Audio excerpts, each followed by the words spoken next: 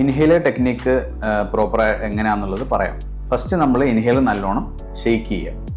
അതിനുശേഷം ഇൻഹേലറിൻ്റെ ക്യാപ്പ് ഊരുന്ന സമയത്ത് അതിൻ്റെ ആ മൗത്ത് പീസിൻ്റെ അവിടെ എന്തെങ്കിലും അഴുക്കോ പൊടിയോ ഉണ്ടോ എന്ന് ശ്രദ്ധിക്കുക.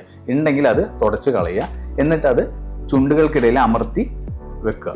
ആ വെക്കുന്ന സമയത്ത് നമ്മുടെ ചുണ്ടുകൾക്കിടയിൽ ഗ്യാപ്പ് ഒന്നും ഉണ്ടാവാൻ പാടില്ല. ഓക്കെ, നമ്മൾ എന്നിട്ട് ഇൻഹേലർ പ്രസ് ചെയ്യുന്നതിന് കുറച്ച് മുമ്പായിട്ട് പതുക്കെ ശ്വാസം അകത്തോട്ട് വലിച്ചു തുടങ്ങുക.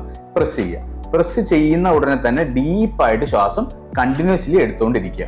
ഓക്കെ, അത് ഭയങ്കര ഇമ്പോർട്ടൻ്റ് ആണ്. അത് കഴിഞ്ഞിട്ട് ശ്വാസം നല്ലോണം ഡീപ്പായിട്ട് എടുത്തതിന് ശേഷം ഒരു 10 സെക്കൻഡ് ശ്വാസം പിടിച്ചു വെക്കാൻ നോക്കുക.